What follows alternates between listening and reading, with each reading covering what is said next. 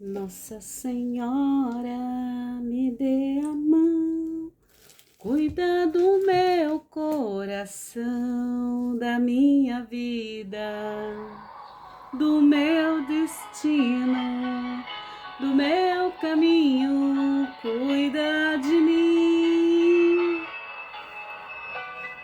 Olá, sejam muito bem-vindos ao canal Bíblia com Francisca. Eu sou Francisca Grenza e você está no canal Bíblia com Francisca, este canal que é um tesouro do eterno para as nossas vidas. E já te convido a inscrever-se se você não é inscrito, não é inscrita aqui neste canal. Eu te convido a inscrever-se neste canal, porque ele é um tesouro do eterno para as nossas vidas. Ativar o sininho das notificações, sim, para que tu possas receber conteúdos maravilhosos aqui do canal Bíblia com Francisca, tá bom?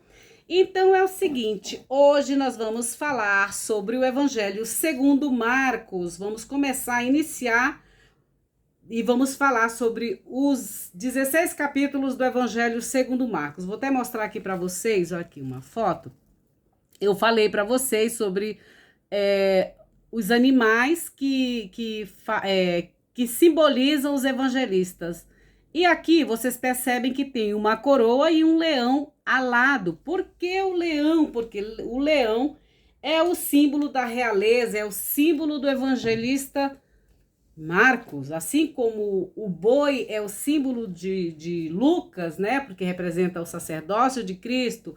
O leão representa a realeza de Jesus Cristo também, o governo de Jesus Cristo. Você acreditando ou não, você está sob esse governo. Você sendo cristão ou não, ateu ou à toa, não sei, mas você está sob esse, enfim, sob esse governo de Cristo, segundo as narrativas bíblicas. Deixa eu ver quem mais. Mateus fala sobre o rosto de anjo, né? Anjo com o rosto de humano, representa Jesus humano, né? E Mateus tem esse símbolo também. Então vamos lá, já vou direto ao assunto, não vou ficar aqui trelelando com vocês. Para as meninas que gostam, hoje eu estou usando, não, vou usar esse aqui, tem 2 perfumes aqui. Eu vou usar este perfume árabe aqui, que é o Happiness 5, tá bom? Ele é delícia, mas também tem outro aqui que também dá para usar no cabelo, ó, que é da Chadod, ó, Chadod, ó. Pronto, tô bem perfumada, né, para começar a trabalhar. Bem perfumada, porque Nossa Senhora merece também. Hoje eu estou de azul royal, em homenagem à minha mãe de Nazaré, a Nossa Senhora. Vocês sabem que eu homenageio ela sempre quando eu utilizo azul royal. Qualquer tipo de azul também, tá bom? Estou com a cor do céu, estou revestida com o manto do céu. Revestida com o manto da bondade de Nossa Senhora. É assim que eu quero que ela haja na minha vida. Vocês sabem que Nossa Senhora era uma mulher extremamente politizada, né? Ela cuidava da sua comunidade, vocês já leram Magnífica lá em Lucas? Então, ela tem uma profecia bem dura aí para os poderosos que são cheios da grana. Ela diz que Deus é tão bom que ele vai fazer justiça aos pequenos, né? E vai deixar esse povo aí que é injusto, que tem ganância na vida, sem nada nas mãos. Então é bom a gente ser justo, né? Justa. Eu gosto, eu procuro ser. Acho que eu sempre fui, na verdade eu sempre fui. Não preciso ficar dizendo que eu sou justa, não sou. Mas justo é Deus, né? Mas eu procuro, na medida do possível, praticar, assim, a minha tzedaká. O que é tzedaká, Francisca? É o amor, um pelinho aqui, é o amor ao irmão, ao próximo, entendeu? Gente, esse meu microfone tá... Agora sim, bora lá. Vamos falar sobre o Evangelho segundo Marcos, rapidinho, antes que a minha bateria acabe, enfim. Então, a origem do Evangelho segundo Marcos. Considera-se que este, como o primeiro relato evangélico a ter sido escrito, Marcos teria sido o primeiro a juntar os relatos parciais da vida e do ensinamento de Jesus, colocando-os numa sequência. Fazendo isso, estava inaugurando este gênero de composição que recebeu o nome de Evangelho. Para compô-lo, ele teria se servido de material proveniente tanto da tradição oral quanto da tradição escrita. A redação deste evangelho teria sido feita entre os anos 70 e 75. Este escrito é atribuído a Marcos, nome que aparece algumas vezes no Novo Testamento, mas não é seguro que estas ocorrências se refiram à mesma pessoa e que esta seja o autor do evangelho. Nos Atos dos Apóstolos aparece uma pessoa de nome João Marcos, mencionada em Atos 12:12, Atos 12, 24, 25, Atos 15, 36, 40. O nome Marcos também aparece em Colossenses 4:10, 2 Timóteo 4:11 e 1 Pedro 5:13. No próprio Evangelho, há um episódio de um jovem que é preso com Jesus no Getsemani. O rapaz, que estava enrolado em um lençol e acabou fugindo nu, aparece como uma testemunha da prisão de Jesus e da deserção dos discípulos, conforme Marcos 15, 5:1, 5:2. Apenas o Evangelho segundo Marcos relata esse episódio, razão pela qual alguns o interpretam como um traço autobiográfico. Examinando cuidadosamente o próprio escrito, o que se pode afirmar sobre seu autor é que era judeu, pois demonstra conhecer bem as tradições judaicas, mas, ao compor seu evangelho, estaria vivendo em uma comunidade cristã formada também por pessoas vindas de outras crenças, como se percebe em Marcos 7, capítulo 7, versículo de 1 a 4. O autor é alguém que se interessa principalmente pelo que Jesus fez, privilegiando em seu evangelho as narrativas, aos discursos e também aos discursos.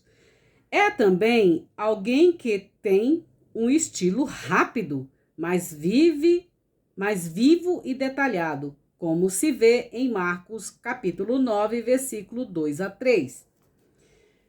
A mais antiga tradição da igreja liga este evangelho a Pedro, o evangelista, tá, gente?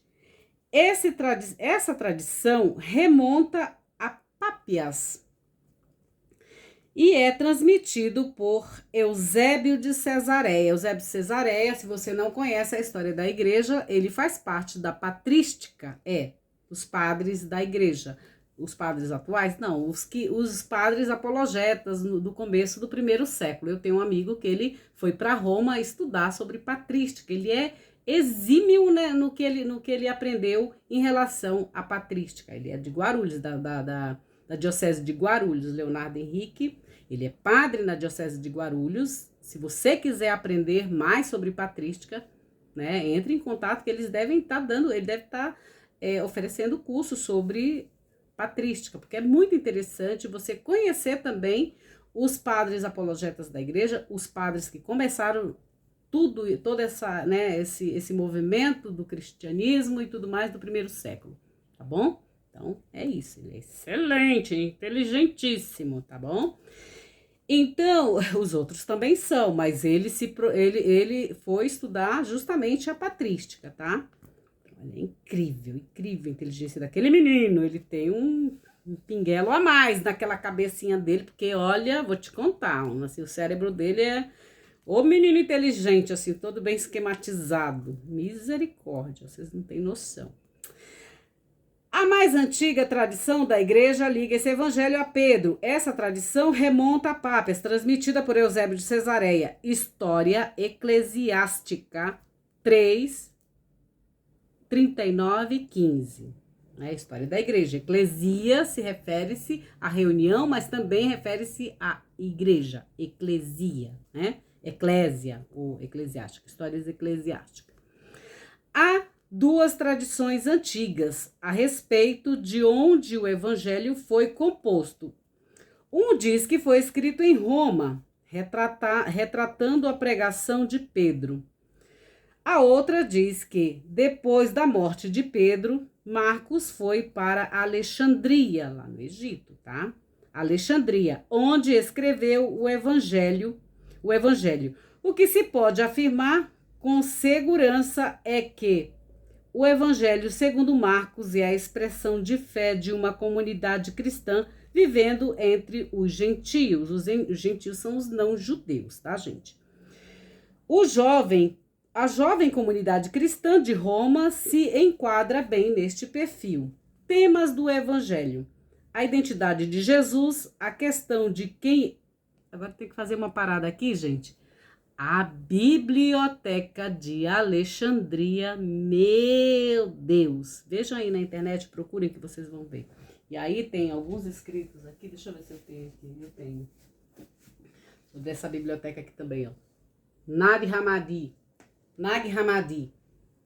Ou Nag Hammadi, sei lá como é que vocês vão ler aí. Maravilhoso. Então, os temas do evangelho. A identidade de Jesus. A questão de quem é Jesus perpassa todo o evangelho. Segundo Marcos, ao longo do seu escrito, o evangelista recorre a várias categorias do Antigo Testamento para compreender quem é Jesus. Ele, no entanto, parece dar conta de que... Calma. Ele utiliza várias categorias do Antigo Testamento para compreender quem é Jesus. Ele, no entanto, parece se dar conta de que nenhuma dessas categorias explica completamente quem é Jesus. Talvez por isso insista em relatar o que Jesus fez. Ou seja, Jesus era aquele trabalhador. Para Marcos, Jesus era aquele cara que arregaçava as mangas e trabalhava. Ele não era vagabundo, né? Como alguns dizem que a Francisca é vagabunda. Graças a Deus que eu ando pra caramba, sou andarilha mesmo, eu sou vagabundo, eu sou que nem o Abraão, sabe? Que saiu da terra dele e veio prosperar numa outra terra. E isso dói nas outras pessoas, porque vivem aqui e não sei porquê, né? Não mudam de vida. Enfim. Gente, só o fato de eu ter nascido neste mundo, ter competido com milhares de espermatozoides, eu me considero, sim, uma pessoa próspera, uma andarilha, né? Enfim, né? Que conseguiu ter sorte e viver nessa vida. Até no dia que Deus disser, Francisca, vem, aí eu vou receber o beijo do meu amado. Ele vai sugar o meu ar, né? O meu ruar. E aí eu vou. Aí esse corpete aqui vai ficar tudo aqui. Os bichinhos comerem, fazerem a festa, porque tem muita gordura, tem muita carne. Eu me divirto. É o ciclo, gente. É o ciclo da vida, né? Então, o que acontece? Ele utiliza essas categorias do Antigo Testamento para compreender Jesus, né? E nenhuma dessas categorias explica completamente quem é Jesus. Talvez por isso insista em relatar o que Jesus fez, o trabalho de Jesus, para que o leitor possa responder com suas próprias palavras quem é Jesus. O título do Evangelho, Marcos 1:1, anuncia de que Jesus é o Cristo, o Filho de Deus. Contudo, ao longo do texto, Jesus vai fazer questão de manter sua identidade em segredo aos doentes que cura. Pede que não digam nada a ninguém, conforme Marcos 1, 40-44. Também aos demônios, demônia, né? Tu és demônia, né? Tu quer ser demônia nesta vida, né? Tu quer ser demônia nesta terra, né? Comigo não, eu mando os demônios irem para as pepas, os pepinhos, sabe? Sabe o que é pepa? São lá os porcos. Eu mando os demônios irem para os porcos. É. Então, Peppa, vou mandar lá para Peppa. Demônia. Então, também aos demônios, proíbe que revele quem ele é. Marcos 1:34. Tudo para... Eu brinco com vocês, gente. Vocês sabem, né? Senão o evangelho fica muito assim, vocês nem vão... Depois vocês ficam prestando atenção no evangelho, sim. Eu sei que vocês prestam atenção. Tudo parece inútil, pois sua forma se propaga por toda parte. A seus discípulos, Jesus pede que não digam a ninguém que ele é o ungido, que ele é o Cristo, conforme Marcos 8:27-30. Ou, ao menos que guardem esse segredo até a Anastasia. Você se chama Anastácia? Você sabe que o nome mais comum na Rússia é Anastácia. Anastácia significa ressurreição. Pois é. Marcos 9:9. A insistência de Marcos em mostrar Jesus querendo manter sua identidade em segredo pode ser vista sobre vários ângulos.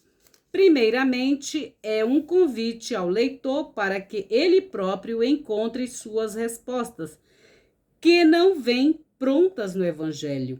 Segundo Marcos, parece sugerir que Jesus rompe com as expectativas de Israel a respeito de um Machia, de um Messias triunfante e nacionalista. Enfim, é o que Jesus realiza que deve determinar o conteúdo de seu nascimento, de seu messianismo, e não o contrário. Quantas religiões sempre querem... tem um monte de religião aí que sempre olha pelo que você faz, as suas atitudes, as suas benfeitorias, a sua riqueza, os seus bens, a sua disposição em doar, enfim.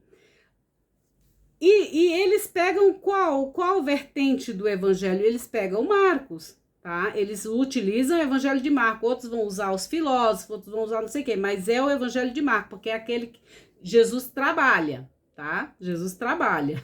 Então, é isso. Jesus não é vagabundo no evangelho de Marcos. Os outros já é diferente, mas no evangelho de Marcos, Jesus não é vagabundo. Jesus trabalha, tá bom? Jesus trabalha. Ele é o homem do trabalho. Então, Jesus faz, né? Ele é o homem da prática, das coisas. Então, se você é desse tipo, você é do Evangelho segundo Marcos. Então, ele não era triunfante, enfim, ele realiza o que o que ele realiza é o que deve determinar o conteúdo, exatamente como é pensado na sociedade judaica, né?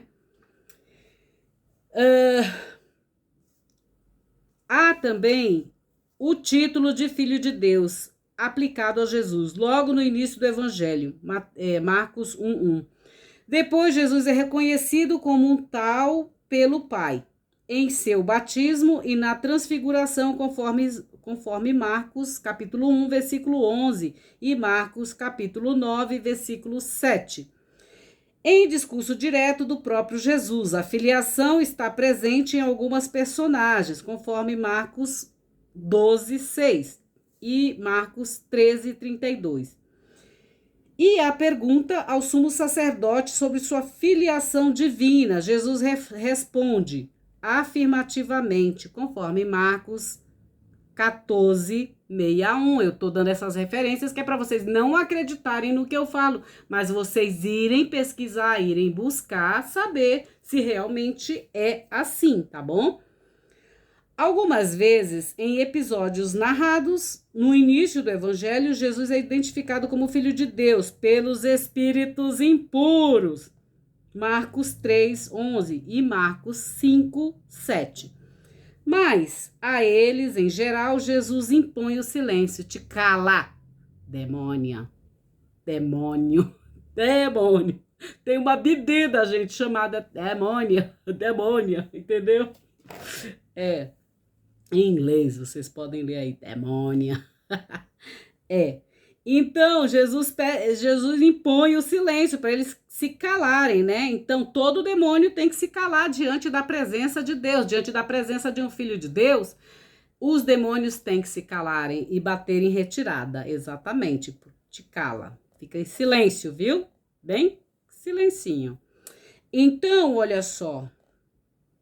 Cadê? Algumas vezes ele pede, cadê? Impõe o silêncio. Por fim, quando Jesus morre na cruz, um centurião romano proclama que Jesus é filho de Deus, conforme Marcos 15:39. Essa confissão de fé da parte de um pagão tem sua importância no plano do evangelho, uma vez que o evangelista, ao longo da sua narrativa, mostra a ação de Jesus de reunir um novo povo de Deus, formado por judeus e pagãos, ou seja, é a universalidade do evangelho, tá, gente? O evangelho é universal, por isso Igreja Católica, porque ela é universal. Aí a outra vai lá e pega, né, para concorrer com a Igreja Católica, coloca lá Igreja Universal, né? Então, é sempre assim, gente. Sempre há um haters querendo ser igual a você. Não tem jeito, tá? E isso é até bom, porque aí aumenta a concorrência, né? Enfim, é assim que funciona. Desde que o mundo é mundo, gente. É assim que funciona.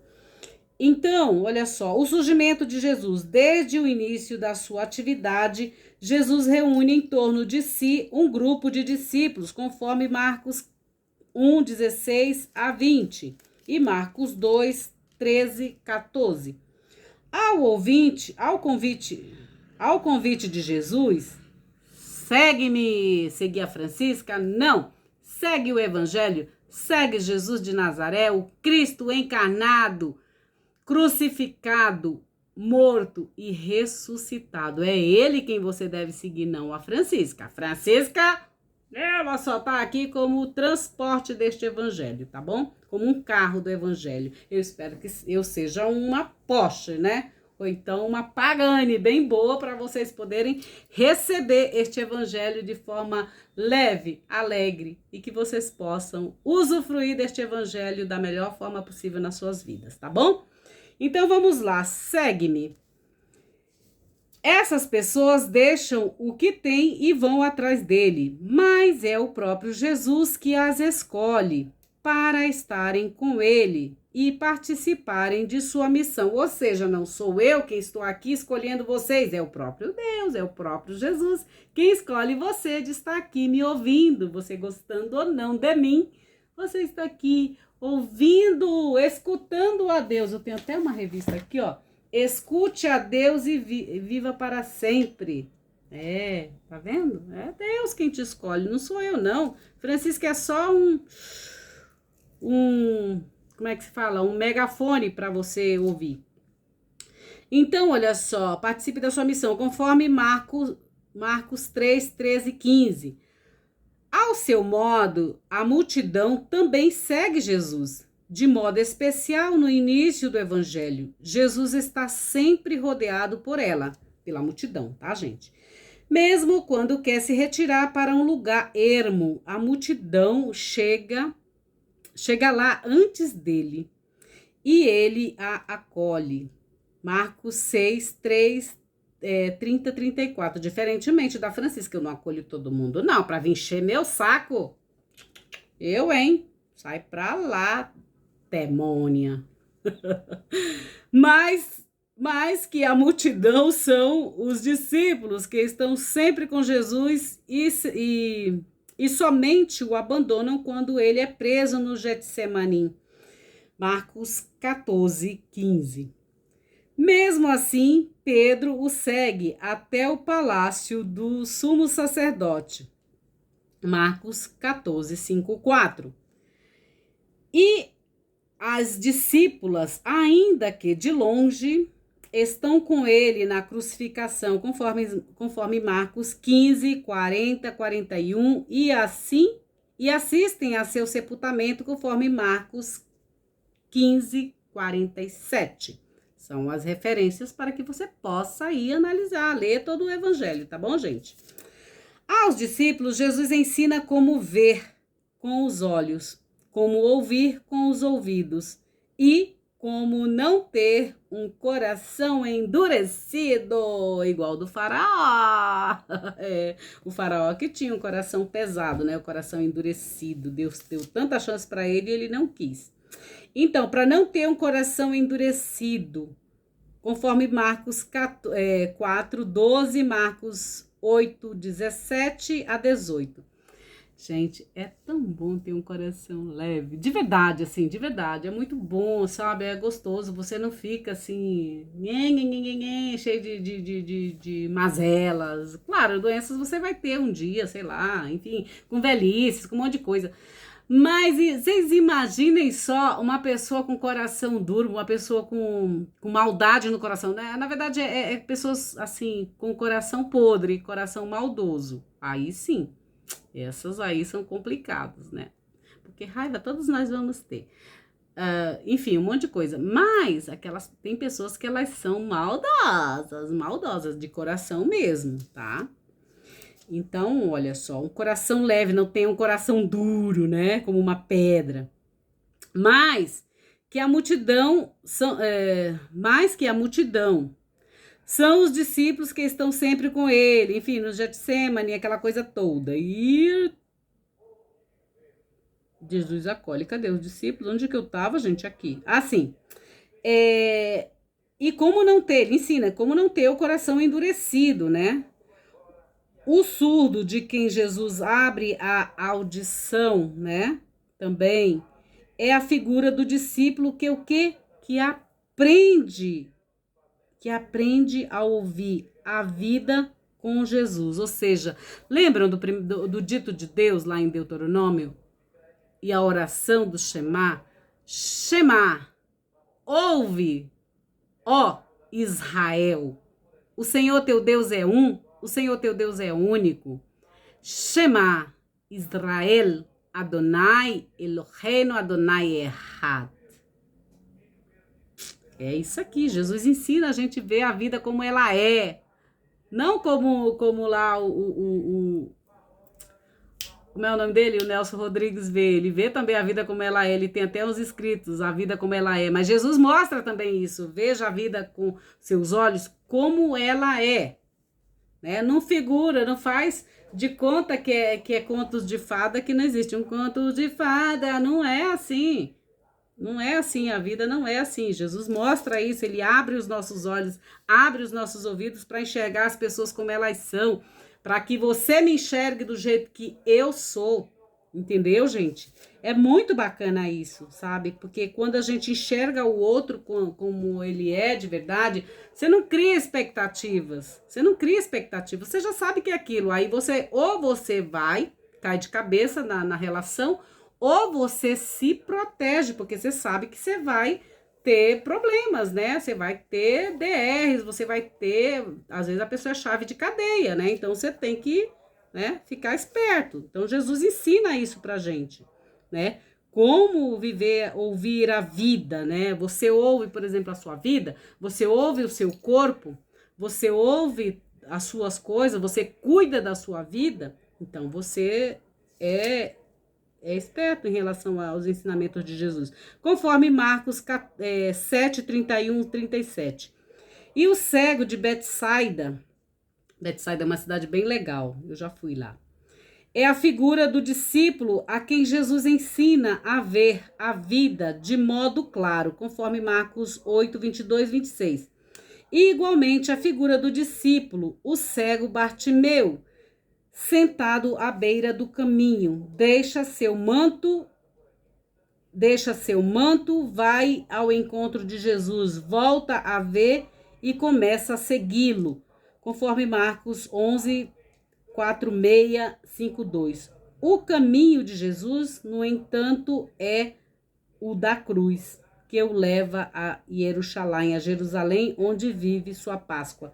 Essa questão aqui do manto do Bartimeu, gente, olha só. O que acontecia? O Bartimeu, ele ficava, Jesus, filho de Davi, tem misericórdia de mim, com aquele manto dele de mendigo, de coisa, enfim.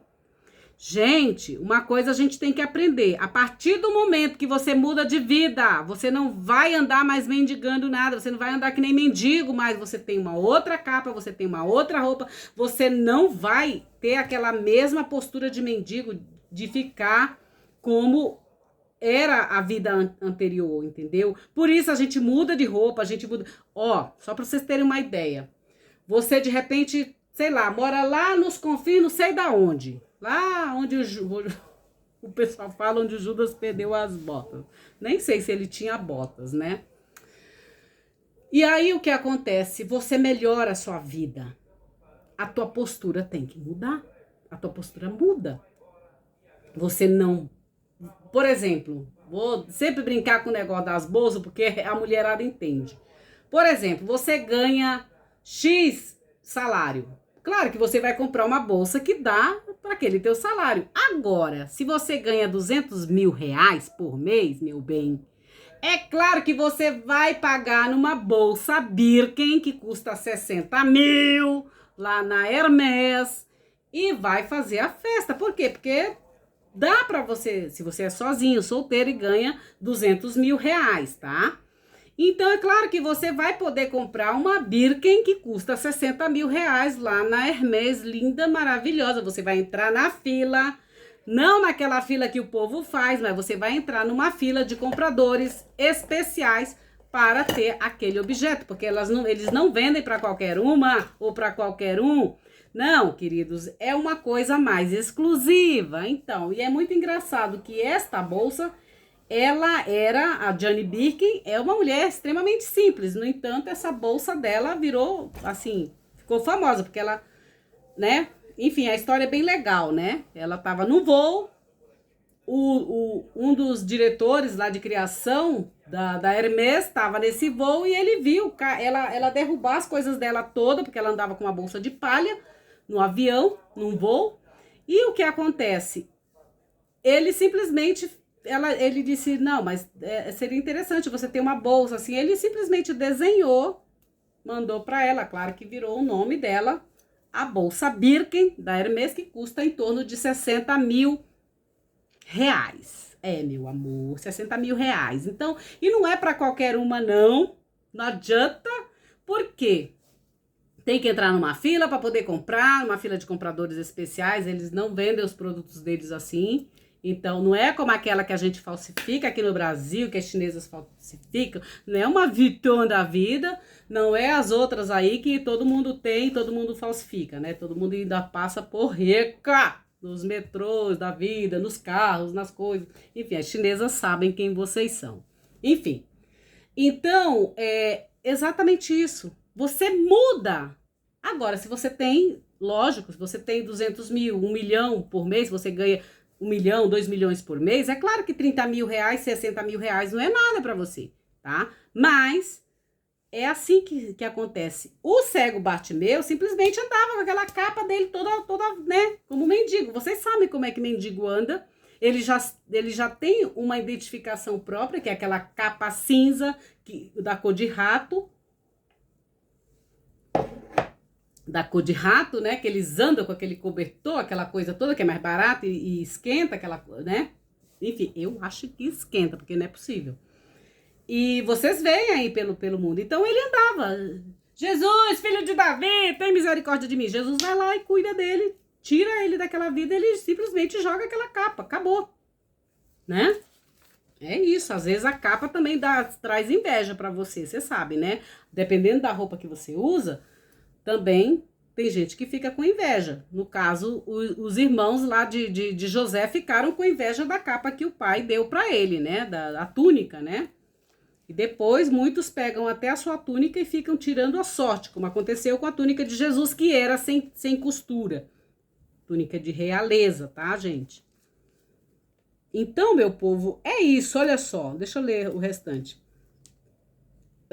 Igualmente, a figura do discípulo cego Bartimeu, sentado à beira do caminho, deixa seu manto e vai ao encontro de Jesus. Volta a ver e começa a segui-lo. Marcos 11, 4652, ou seja, dificilmente você vai voltar para o vômito que você estava, para a sujeira que você estava quando você está com Jesus, entendeu? Quando você vai atrás de Jesus, você não volta mais para a porcaiada que você, entendeu? Pro limbo que você estava, não volta, entendeu? Porque se volta, vem com um monte de porcaiada de novo. Então, olha só, deixa seu manto e vai ao encontro de Jesus, volta e começa a segui-lo. O caminho de Jesus no entanto, é o da cruz, que leva a Jerusalém, onde vive a sua Pessah, onde vive a sua Páscoa. A estrutura do evangelho. A palavra evangelho aparece em Marcos 1:1, em um título que informa que o escrito é o princípio do evangelho de Jesus Cristo, Filho de Deus. Marcos enfatiza o termo outras 6 vezes, perfazendo um total de 7 ocorrências. 7, vocês sabem que é um número perfeito, né? É a perfeição, é o número completo, íntegro. Há ainda mais uma ocorrência em Marcos 16:15, no chamado final canônico de Marcos. As 6 vezes em que o próprio evangelista utiliza o termo evangelho, acentuando-se o uso dos títulos, estão agrupados em 3 pares. O primeiro par de ocorrência está em Marcos 1:14-15. O evangelho é centro da pregação de Jesus. O segundo par de ocorrência está em Marcos 8:35 e Marcos 10:29, mostrando que o evangelho é tão importante que a ele se pode entregar toda a vida. O terceiro par de ocorrência da palavra evangelho está em Marcos, capítulo 13, versículo 10, e Marcos, capítulo 14, versículo 9. Referindo-se à proclamação futura e universal do evangelho. Finalmente, Marcos 16:15. A perspectiva é a mais universal possível. Jesus envia os 11 a proclamar o evangelho pelo mundo afora e toda a criatura. Essas ocorrências do termo evangelho funcionam como marcadores da leitura ao longo do evangelho segundo Marcos. Este evangelho segue ainda um itinerário geográfico que emoldura a narrativa como um todo. Um todo, tá, gente? São etapas marcantes desse itinerário. Marcos 1:14, Jesus vai para a Galileia, pregando o evangelho de Deus, porque o evangelho é do Senhor, é do Eterno, é de Hashem, tá bom, gente? Marcos 5:4, pela primeira vez Jesus vai para um território não judeu. Marcos 8:27, Jesus vai com seus discípulos a Cesareia de Filipe, no extremo norte da Galileia. Em Marcos 10:1, Jesus vai para a Judeia, iniciando seu caminho para Jerusalém, para Jerusalém. Marcos 11:1, Jesus chega a Jerusalém, juntando-se os dois dados. As ocorrências do termo evangelho e as etapas do itinerário geográfico de Jesus tem-se um esquema de leitura para o evangelho segundo Marcos. Olha, a apresentação do Cristo está em Marcos 1:1 a 15. capítulo 1, versículo 1 a 15, que é a apresentação de Jesus. No capítulo 1, 16 e capítulo 4, 41, a missão de Jesus na Galileia. No capítulo 5, de 1 e capítulo 9, 1, Jesus em viagens pela Galileia e regiões vizinhas. No capítulo 9, versículo 2 e capítulo 10, versículo 52, caminho para Jerusalém. No capítulo 11, versículo 1 e capítulo 13, versículo 34, há o confronto em Jerusalém. No capítulo 14, versículo 1 e capítulo 16, versículo 8, a paixão e ressurreição. No capítulo 16, versículo 9 a 20, o epílogo do Evangelho. Essa estrutura mostra como o Evangelho segundo Marcos é um escrito bem organizado, com um plano definido. Junta-se a isso o gênio narrativo do Evangelho. O gênio narrativo do evangelista, tá, gente? Ao leitor, cabe agora apreciar a beleza deste escrito, aprofundar-se em seus detalhes, captar a mensagem e transformá-la em sua vida. Essas são todas as informações a respeito do Evangelho segundo Marcos, tá, gente? Agora eu vou ler um trechinho da apresentação, tá? Apresentação do Cristo, apresentação do enviado, apresentação do Machia. Por quê? Cristo é a palavra grega traduzida do hebraico Machia, que para o grego é Cristo, que quando chega no nosso português significa ungido. Eu já falei para vocês que eu tenho uma letra de uma música que se chama Jesus Ungido, que começa: Jesus ungido, tu és a fonte de água viva, que jorra em meu ser, me nutre. E assim vai, depois eu conto para vocês, tá? Eu canto o resto. Falta só uma música, uma harmonia, umas coisas, né, maestro? Tô esperando, maestro. Ai, Deus, então, no capítulo 1, o título: Princípio do Evangelho de Jesus Cristo, Filho de Deus. A pregação de João Batista. Conforme está escrito em Isaías, o profeta. Como é que é o nome daquela música que diz assim? Ai, tem uma música que a gente canta no Shabat. Esqueci agora. Mas é bem legal. Conforme está escrito em Isaías, o profeta: eis que envio meu mensageiro diante de ti, que preparará teu caminho. Voz clamando no deserto. Quem é a voz que clama no deserto? É João, o Emerson, o João Batista. Eu tenho no meu sobrenome Batista. Olha só, já sou batizada até no nome, gente. Preparai o caminho do Senhor, tornai retas as suas veredas. Surgiu João Batista no deserto, proclamando um batismo de conversão para a remissão dos pecados. E saíam até ele toda a região da Judéia e todos os habitantes de Jerusalém, e eram batizados por ele no rio Jordão, confessando seus pecados. João vestia-se de pelo de camelo e cinto de couro em volta da sua cintura. Alimentava-se de gafanhotos e mel silvestre. Imagina só, uma pessoa que come mel silvestre, uma pessoa com uma alma maravilhosa. Eu gosto de mel, eu adoro minhas coisas com mel. De vez em quando os padres me mandam. Beijo para vocês, querido Padre Anselmo. De vez em quando, o Padre Anselmo sempre manda pra gente aqui o mel maravilhoso. Eu tenho que mandar um beijo também. Padre Tarcísio, meu professor querido, maravilhoso, lindo.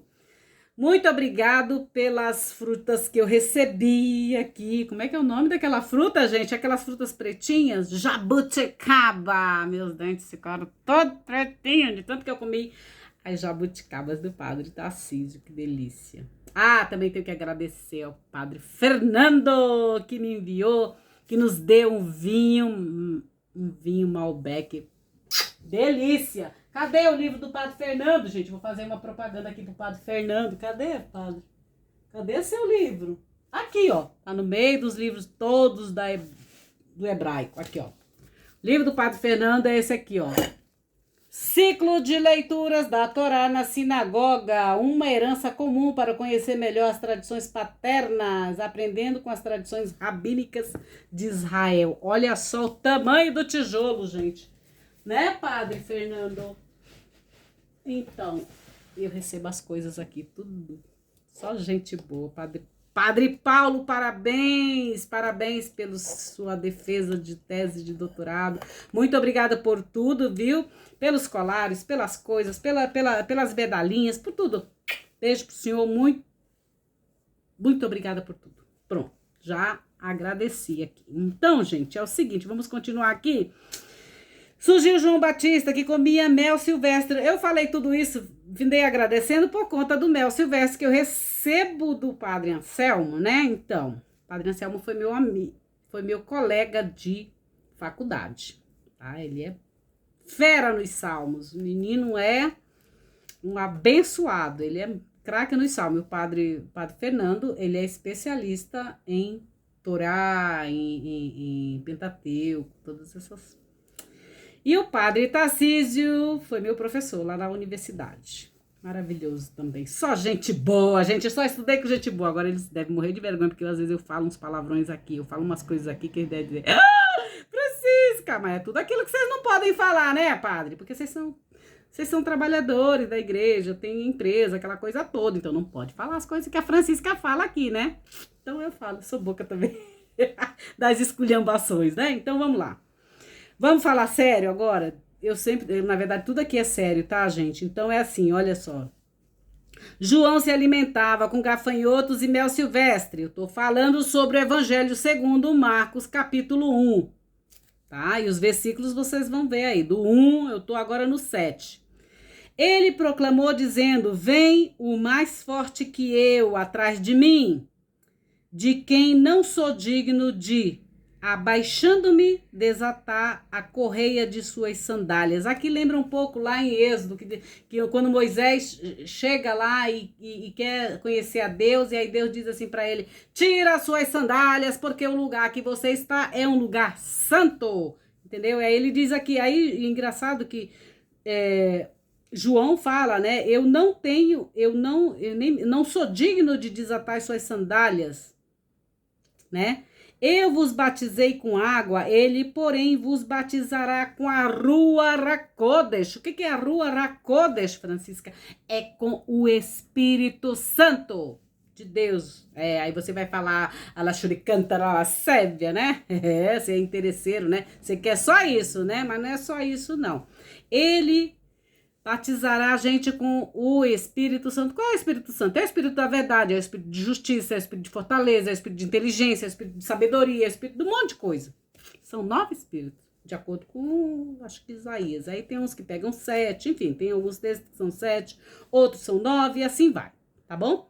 Procura aí, tem o Papai Google aí para você saber de tudo isso, tá bom? A titia aqui não vai falar para você agora, porque ela tá concentrada aqui no Evangelho segundo Marcos, não estou brava. Estou concentrada no Evangelho segundo Marcos, capítulo 1. Já li até o versículo 8. Vamos lá, batismo de Jesus. Naqueles dias veio Jesus de Nazaré da Galileia e foi batizado por João no Jordão. Logo subindo das águas, viu os céus se rasgando e o Espírito descendo como uma pomba sobre ele. Uma voz veio dos céus: tu és o meu filho amado, em ti me comprazo. A pomba é símbolo daqueles que faziam sacrifício, dos pobres que faziam sacrifício no templo, que era o bichinho mais barato, tá, gente? Então era símbolo também da, né? Enfim. Jesus no deserto. E logo o Espírito o impeliu para o deserto. Ou seja, o Espírito de Deus o levou para o deserto. Esteve no deserto.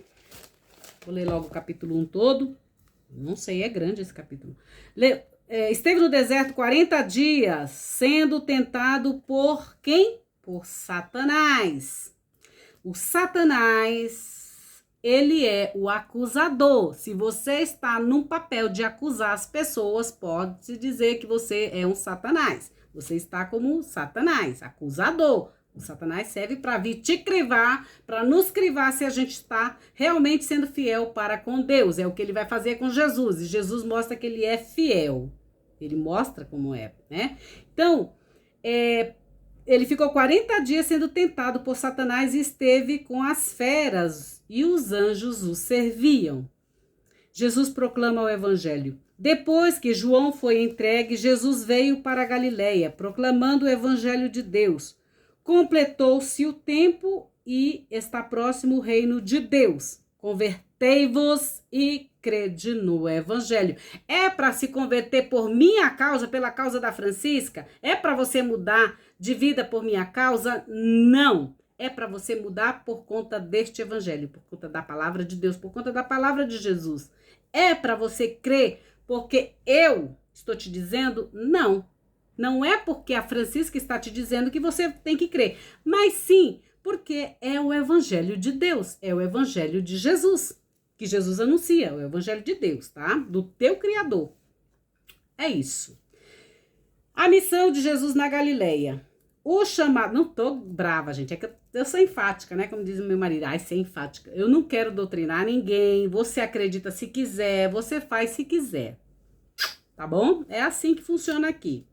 Titia não quer impor nada pra ninguém, não quer doutrinar ninguém. Aqui é tudo leve. Ou você vai por amor, ou você vai pela dor. É simples assim. E sou eu que falo isso? Eu não, é Jesus que fala, é Deus que fala. Aqui você assume um contrato, você assina um contrato. Aliás, desde o começo é um contrato. Se você, como todo contrato, tem os benefícios e os malefícios, as benfeitorias e, né? Todo contrato tem os prós e o contra, né? Então, tem os seus deveres e tem os seus afazeres também, entendeu? Tem os seus deveres e tem, enfim. É um contrato, tá? Você segue se quiser. Se não quiser também, vai viver sua vida, vai cuidar da sua vida. Assim funciona. Então, o chamado dos primeiros discípulos. Passando junto ao mar da Galileia, viu Simão e André. André, vocês sabem que significa coragem, né? O irmão de Simão. Simão, não lembro o que significa agora, gente. Eu esqueci. Lançando as redes ao mar, pois eram pescadores. Disse-lhes Jesus: vinde atrás de mim e farei com que vos torneis pescadores de homens. Não é para você, menina, virar piriguete e ficar atrás de homens, né? Pescando homem. Você não é piranha, né? Então, Jesus, quando fala que a gente vai virar, que a gente vai se transformar em pescadores de homens, não é? Não entenda ao pé da letra que você vai virar uma piranha, uma piriguete, ou que você vai virar um piranho e vai pegar todos os peixes aí, não, tá? Vocês entendem, né? Então, tô tirando aqui uma brincadeira aqui, mas esse evangelho é sério, gente, tá bom? Então, é isso. Ele diz que ele vai, vinde atrás de mim, farei com que vós torneis pescadores de homens. Aí as meninas vão ouvir aqui, então eu vou atrás de Jesus, que aí eu vou pescar homem. Não, minha querida, você não vai pescar homem, porque você não é piranha, tá bom? Você não vai pegar homem, nem vai comer nada disso, não. Senão você simplesmente vai transmitir o evangelho conforme Jesus tá dizendo aqui, tá bom? Então, tem um monte de mulheres aí falando sobre esse evangelho, e mulheres, olha, mulheres assim, pesquisadoras que só por Jesus, assim, meu Deus do céu, tem um monte no mundo inteiro. Esse é o período mais que tá todo mundo na internet falando sobre esse evangelho. Tem mulheres incríveis, professoras da USP, professoras lá em BH, lá na FAGE, lá, nossa, tem um monte de mulher maravilhosa aí. É só você pesquisar que você vai encontrar mulheres incríveis que estudam pra caramba. Desde a Bíblia hebraica até o Evangelho. Lá no Rio de Janeiro, meu Deus do céu, a Bíblia hebraica, os profetas, professora Maria de Lude, que mulher, e elas são lindas, lindas, lindas, lindas. Professora lá da USP também, meu Deus do céu, a mulher é crânio na Bíblia hebraica. Tem um monte de mulher que traduziu essa Bíblia aqui das Paulinas, ó. Aqui, ó, tem mulheres aqui incríveis, lindíssimas, tá? Estão pensando que é só bagulho que cuida do evangelho, que... Não é não, minha filha, só tem mulher, ó, filé, que não é pra vocês comerem, tá? Entenda, eu tô falando aqui de comida, mas não tem nada a ver com, não é nada de comer. Tô falando em relação, por que eu tô falando de comida? Porque Jesus diz o quê? Que eles eram pescadores. Eles estão pescando comida aqui, né? Pescando peixes, né? E aí Jesus diz, eu vou fazer pescadores de homem, eu vou fazer vocês pescarem a psique dos homens, a psique da humanidade, né? O que é psique? Psique. Eu vou fazer vocês captarem, encantarem a Neshama de homens e mulheres. A Neshama. Você sabe o que é Neshama? Neshama é o mesmo que psique. Por isso, muitos estudos, psicologia, né? Vem dessa palavra psique, que a gente traduz como alma. Alma. Então, farei de vocês pescadores de homem. Logo tendo deixado as redes, seguiram-no. Avançando um pouco, viu Tiago, filho de Zebedeu, e João, seu irmão. Eles estavam na barca consertando as redes. Logo os chamou. Eles, tendo deixado o pai Zebedeu na barca, com os assalariados, foram atrás deles. Jesus ensina na sinagoga de Cafarnaum. Sinagoga de Cafarnaum. Gente, em Cafarnaum eu tive uma experiência, meu Deus, impactante. Depois eu conto para vocês. Mas Cafarnaum foi ali a presença do Cristo, que ele está em todos os lugares. Mas ali, a primeira vez que eu fui para Cafarnaum, ele me impeliu para fazer tudo que eu estou fazendo hoje. Quando Jesus manda, a gente obedece, né? Então é isso. Então, gente, vamos lá onde que eu tava. Vocês estão pensando que eu não sei? Eu sei. Jesus ensina na sinagoga de Cafarnaum. Eles foram para Cafarnaum. Eu tenho até fotos no Instagram, lá em Cafarnaum.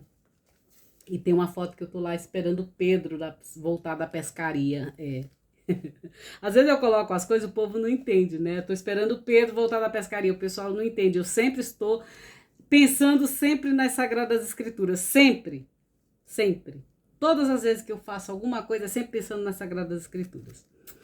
Então, eles foram para Cafarnaum, logo como era Shabat, como era sábado, né? No Shabat significa descanso. Eu descanso no Senhor, sim, Senhor. Tendo entrado na sinagoga, Jesus ensinava. Extasiavam-se com o seu ensinamento, pois ele estava ensinando como quem tem autoridade. Jesus tem autoridade, não é autoridade que, sabe, foi fulano que escreveu, foi não sei o que, é o Papa não sei quem, não é isso. A autoridade de Jesus era outra, Então, ele ensinava como quem tem autoridade e não como os escribas, assim como os escribas, como os doutores da lei, né? Aqueles doutores da lei. Bom, eu faço de conta que sou justo, que sou justa, que sou não sei o quê. Mas não era bem assim, não. Então, Jesus tinha uma outra autoridade que não era dos escribas, tá? Não era como os escribas. Estava na sinagoga deles um homem com um espírito impuro, que logo gritou: o que há entre nós e ti, Jesus Nazareno, Francisca Nazarena? Que há entre nós e ti? Jesus Nazareno, vieste para nos destruir. Sei quem és, sei quem tu és, o Santo de Deus, o Kadosh do Eterno, o Kadosh de Hashem, o Kadosh de Deus. Sei quem tu és, vou ler de novo. O que há entre... Aqui, cadê? Aqui. O que há entre nós e ti, Jesus Nazareno? Vieste para nos destruir. Sei quem tu és, o Santo de Deus. Jesus conjurou, dizendo, às vezes a gente pode conjurar, cala-te, cala-te e sai dele. A gente pode conjurar. Vocês sabiam que Jesus deu esse poder pra gente? De conjurar e pedir para que esses espíritos malignos, esses espíritos impuros se calem e saia da pessoa que às vezes vem encher o saco da gente? A gente pode. Cala-te e sai dele. Cala-te e sai dela. O espírito impuro sacudindo-se, né? E vociferando com uma voz forte saiu dele. Saiu do que estava impuro, tá, gente? Todos ficaram admirados, perguntando uns aos outros: que é isto? Um ensinamento novo com autoridade? Aos espíritos impuros, dá ordens, e eles lhes obedecem, e eles lhe obedecem. Sua fama logo se espalhou por toda parte, por toda a redondeza da Galileia. Jesus e a sogra de Pedro, a sogra de Simão, olha só.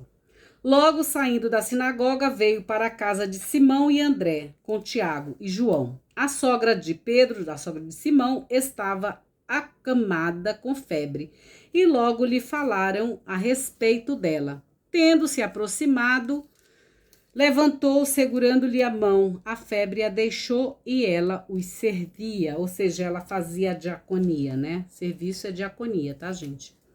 Curas no final da tarde. Ao cair da tarde, quando declinou o sol, trouxeram até ele todos os que estavam mal e endemoniados. A cidade inteira estava aglomerada. Meu Deus, quantos demônios, né? Já que a cidade inteira estava lá procurando, é porque estava cheio de porcaiada, né, gente? Aglomerada a porta. A cidade inteira estava aglomerada a porta. Meu Deus, a cidade inteira estava cheia de demônios, né?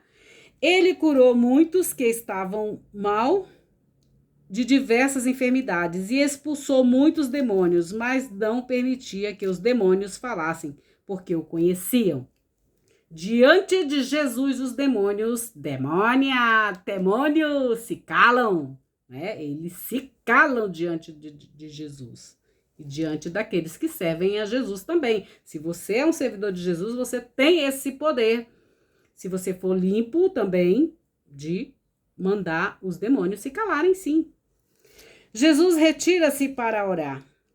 Muito cedo, ainda escuro, tendo-se levantado, saiu e afastou-se para um lugar desértico, e ali orava. Simão e os que estavam com ele o buscavam. Quando o encontraram, disseram: todos te procuram.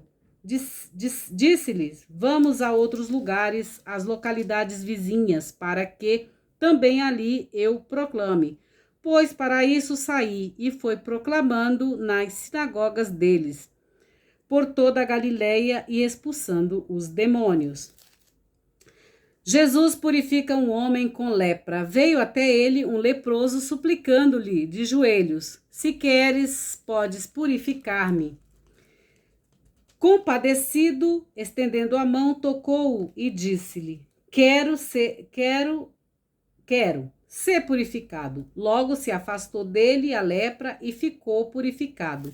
Tendo-o advertido severamente, logo o despediu. Disse-lhe: vê, não digas nada a ninguém, mas vai, mostra-te ao sacerdote e oferece oferece por tua purificação. O que significa isso? Porque quando era curado, eles tinham que mostrar para o sacerdote e tinham que beneficiar, sim, o templo, tinham que beneficiar os sacerdotes, tá? Por quê? Porque é o sacerdote quem faz o sacrifício da purificação para o povo. Então, olha, e oferece por tua purificação o que te ordenou Moshe, porque Moisés ordenara lá, e vocês leem a Torá, que aí vocês vão entender, como eu falei para vocês, é tudo um contrato, são leis jurídicas aqui, são coisas jurídicas. Então, se você não conhece o seu direito, como que você vai? Ele deu uma ordem. Jesus, ele cumpre a lei de Moisés. Ele mandou que ele fosse ao sacerdote entregar aquilo que está na lei, que está na Torá, tá bom? Então, ele diz assim, vai ao sacerdote e oferece por tua purificação o que te ordenou Moisés. Moshe Rabbeinu, né? Como testemunho para eles, né? Isso é um testemunho. Todas as vezes que você recebe uma bênção, tá? Você tem que testemunhar a favor disso, não importa onde você esteja. Agora, se você vai para os templos, vai para um, vai para outro, vai para outro, vai para outro, se cura, e depois você não sabe aonde você se curou, então você tem que tem que cuidar disso. Porque os templos vivem, gente, os sacerdotes vivem das suas doações, vivem dos seus dízimos, vivem. Antigamente o templo, ele funcionava como um estado também. Tá? Então era para que aqueles benefícios, aquele dízimo era para que fosse dividido entre a comunidade, era uma questão social, tá? Hoje em dia a gente tem o Estado, então a gente paga os impostos, o nosso imposto de renda, os impostos para o Estado, e o Estado faz a benfeitoria para a comunidade, para os demais. É por isso que você paga seu imposto, tá? Às vezes tem gente pagando duas vezes, que paga pro templo e paga pro Estado. Então, né? Tem isso também, tá? Por quê? Porque um faz bem, outro não faz. Enfim, eu nem vou entrar nesse mérito de quem faz e quem não faz, tá? Mas o correto seria isso. Antigamente não existia dessa maneira, mas, enfim, agora é assim. Cadê? Então, ele vai para dar testemunho para eles, também para os sacerdotes, né? Ele, porém, saindo, começou a proclamar intensamente a divulgar o acontecido, de modo que já não mais lhe era possível entrar publicamente em uma cidade, mas ficava fora pelos lugares ermos e vinham até ele de toda parte. Aqui eu termino a explicação sobre o Evangelho segundo Marcos e o primeiro capítulo, que eu li do capítulo 1, versículo 1 ao versículo 45. Vocês vão ver aí, eu só vou colocar Marcos, capítulo 1, acabou, você vai ler aí. Depois Marcos, capítulo 2. E aí, para você que tá chegando, você vai entender também que eu dei uma explicação sobre esse evangelho, tá bom? Sobre Marcos, como funciona, o ano que ele foi escrito, que foi de 70 a 75, enfim. O próximo capítulo vou falar sobre a autoridade para perdoar pecados. O capítulo 2 do Evangelho segundo Marcos, que são 16 capítulos. Meus queridos, minhas queridas, esses meus vídeos ficam longos porque não é fast food, tá?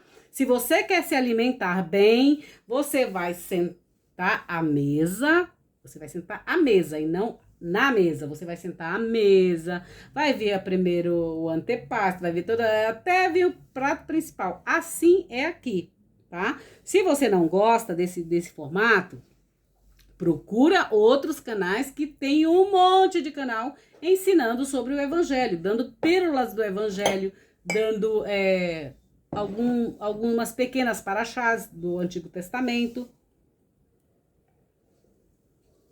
Então, meus queridos e minhas queridas, aqui é assim, aqui é estudo. Assim eu me propus para com Deus em entregar para vocês estudos sobre o evangelho. Já entreguei sobre o Evangelho segundo João, já entreguei sobre o Evangelho segundo Mateus, todo o Evangelho segundo Mateus, que é longo, né? Vocês viram? 28 capítulos.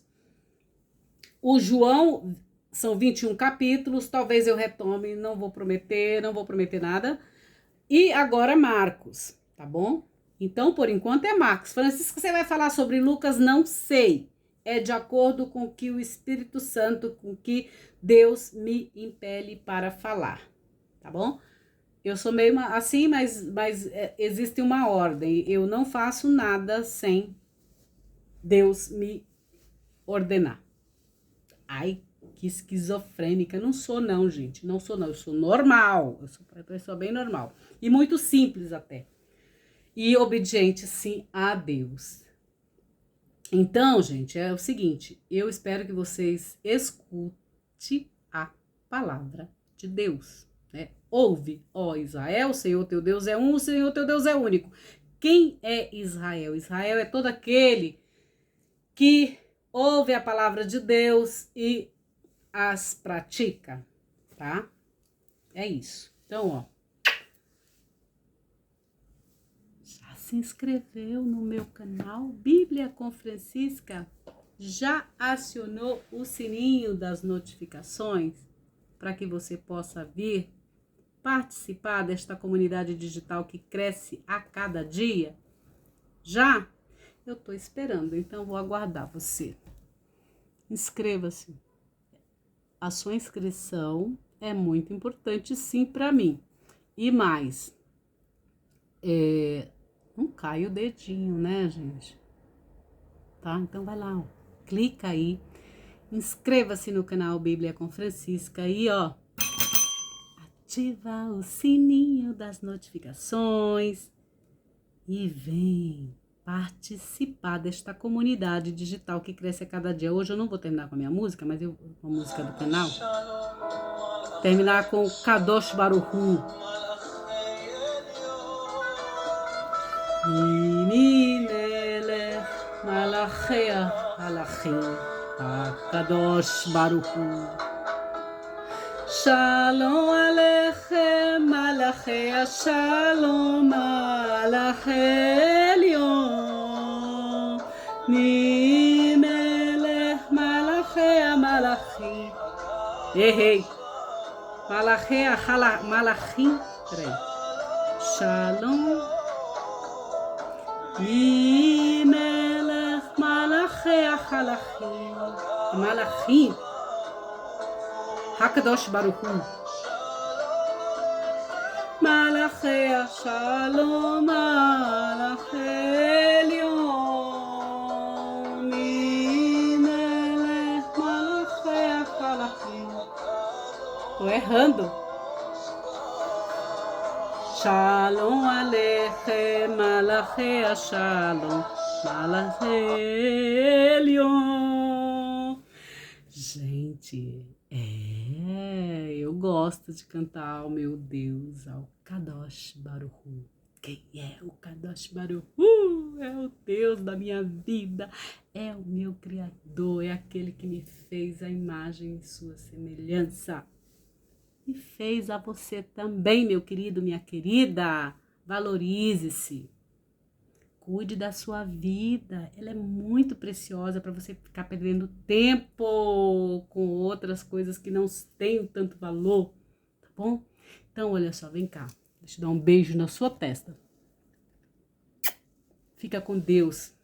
Príncipe, rei, rainha de Deus ou princesa de Deus, sei lá o que você é. Tá bom? Homem valoroso, mulher valorosa. Tá bom?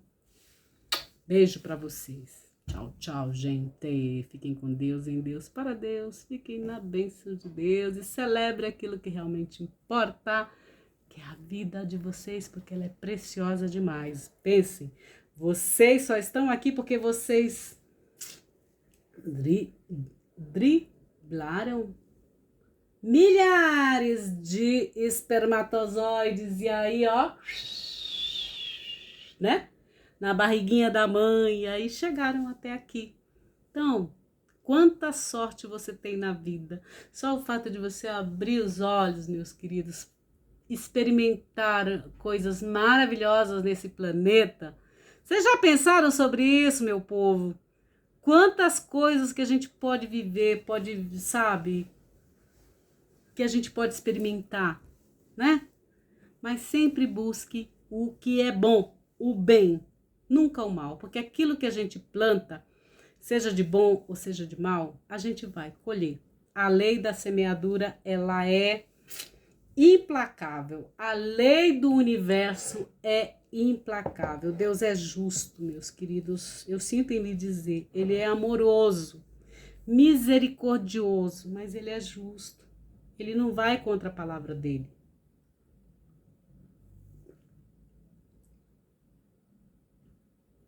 É água, gente. Hoje é água, não é vinho, não. Vocês veem aí nos vídeos eu tomando vinho na caneca lá na Champs-Élysées, lá no Campos Elíseos, né? Mas hoje não, hoje é água, tá bom? Beijos pra vocês. Tchau, tchau.